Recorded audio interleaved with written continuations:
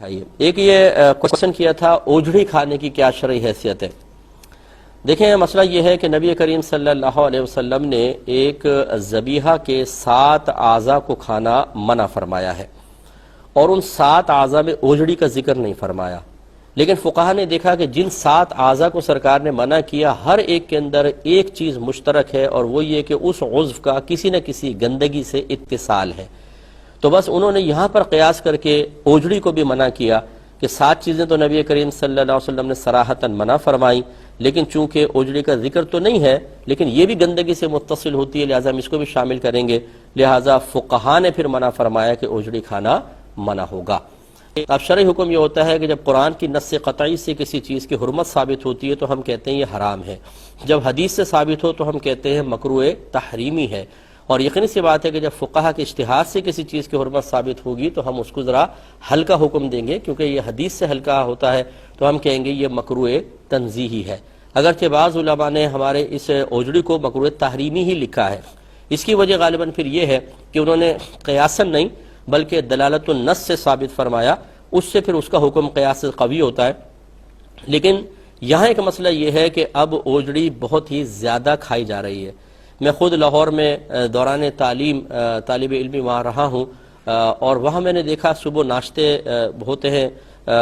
بڑے بڑے تھال لے کے بیٹھے ہوتے ہیں، اس میں اوجڑی بھی ہوتی ہے اور ایک دو نہیں ہزاروں افراد ڈیلی کھا رہے ہوتے ہیں۔ اس کے علاوہ بھی میرا چونکہ میں ایک عوامی آدمی ہوں، میں کویسچنز کرتا رہتا ہوں، لوگوں سے معلوم ہوتا ہے کہ بہت سارے لوگ اپنے گھروں میں اوجڑیاں کھا رہے ہیں، تو یہ بہت زیادہ عام ہو چکی ہے۔ فقہا جس چیز کو قیاساً اجتہاداً منع فرمائیں، جب وہ لوگوں میں بہت زیادہ عام ہوتی ہے تو اکثر فقہا کا پھر یہی معاملہ ہوتا ہے کہ وہ اپنی رائے کو واپس لے کر حکم کو ہلکا کر دیتے ہیں۔ اب چونکہ یہ بہت زیادہ اس میں عموم بلوہ نظر آتا ہے، لہٰذا ہم تو اس کے مکروہ تنزیہی ہونے کے قائل ہیں، یعنی ہم یہ کہتے ہیں کہ اوجڑی کھانا مناسب نہیں ہے، شریعت کو ناپسند ہے اتصال گندگی کی وجہ سے، لیکن اگر کوئی کھائے گا تو گناہ گار نہیں ہوگا۔ لیکن اگر کچھ حضرات مکروہ تحریمی والے قول پہ عمل پیرا ہونا چاہیں تو بالکل ہو سکتے ہیں، وہ کرنا چاہیں کر لیں، لیکن اکثر ہوتا یہی ہے اور یہ ہی ایک مفتی کی شان ہوتی ہے اور صلاحیت افتاء رکھنے والے کی شان ہے کہ وہ صرف لوگوں کو سخت مسئلے نہ بتائے بلکہ عرف کی تبدیلی، لوگوں کے عادات اطوار کی تبدیلی کی وجہ سے احکام میں تبدیلی لے کر آئے۔ اور میں بطور نظیر صرف سمجھانے کے لیے عرض کر دیتا ہوں کہ اعلیٰ حضرت امام اہل سنت اسپرٹ کو ناپاک اور نجاست غلیظہ، پیشاب کی مثل ناپاک قرار دیتے تھے، لیکن جب آپ سے کویسچن ہوا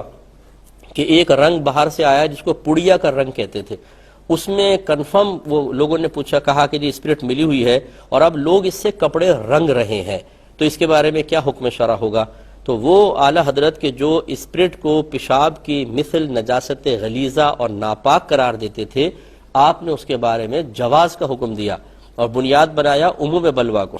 کہ آپ نے فرمایا کہ اگرچہ ہمارے نزدیک ایسا حکم ہے لیکن اب چونکہ ہم نے سنا ہے کہ زیادہ یہ عام ہے، اس میں عموم بلوہ ہے، لہٰذا اب فقیر یہ پسند نہیں کرتا کہ اپنی ذاتی رائے سے کثیر مسلمانوں کو گناہ گار قرار دے اور ان کی نمازوں کی بربادی کا سامان کرے، لہٰذا نظر فقیر میں حکم جواز ہے۔ الفاظ تھوڑے آگے پیچھے ہوں گے لیکن مفہوم اور مقصود یہی ہے۔ اب دیکھیں پڑیا کے رنگ کو یہ تو نہیں کہ سارے کے سارے علماء اس سے رنگنا شروع ہو گئے تھے، عوام میں وہ چیز عام ہوئی تھی، اور جب کوئی چیز عوام میں عام ہو جائے، ان کی عادت میں شامل ہو جائے تو عادت چھڑوانے میں بہت حرج ہے اور شریعت حرج کو اٹھاتی ہے، لہٰذا مکروہ تنزیہی کا قول ہمارے نزدیک جو بھی مطلب اسباب 6 جو مسا حکم کے تبدیلی کے اسباب ہوتے ہیں ان پہ نگاہ رکھنے والا ہوگا، انشاءاللہ وہ اس دور کے اعتبار سے یہی فیصلہ کرے گا، اگرچہ بہت سارے ایسے مفتیان کرام موجود ہیں ان پہ کوئی طنز نہیں ہے، کوئی اٹیک نہیں ہے، کہ جو اسباب 6 پہ نہ دسترس رکھتے ہیں، نہ ان کو یہ معلوم ہے کہ یہ اسباب 6 کہاں کہاں اس وقت ان کی وجہ سے تبدیلیاں نظر آ رہی ہیں،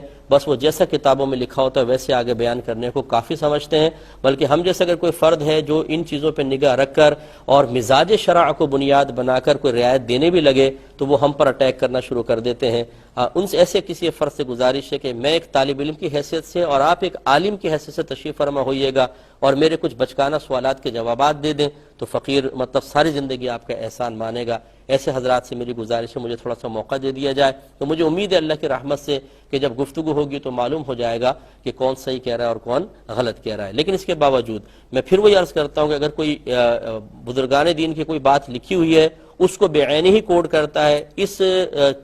فرق کو محسوس کیے بغیر کہ اب معاشرہ زمانہ بدل گیا ہے، لوگوں کی عادات، اطوار، ان کی کیفیات، رسم و رواج، عرف تبدیل ہو چکا ہے، تو پھر ہم اس پہ بھی تانہ زنی نہیں کرتے ہیں، لیکن یہ ہم ضرور گزارش کرتے ہیں کہ جب ہم کوئی بات بیان کریں یا تو آپ آ کے گفتگو کریں کہ بھئی آپ نے غلط بات بولی ہے، شریعت کے خلاف ہے، قرآن کے خلاف ہے، اصول شرع کے خلاف ہے، یہ تو میرے خیال میں نہ کوئی ہمت کرتا ہے نہ وقت نکالنے کے لیے تیار ہے۔ کوئی میں ایسا تو نہیں ہوں کہ مجھ سے کوئی ڈرا جائے گا، کہنے کا مطلب یہ ہے کہ یا تو بعض تو ہمت نہیں کر پاتے اور بعض وقت نکالنے کے لیے تیار نہیں ہے، لیکن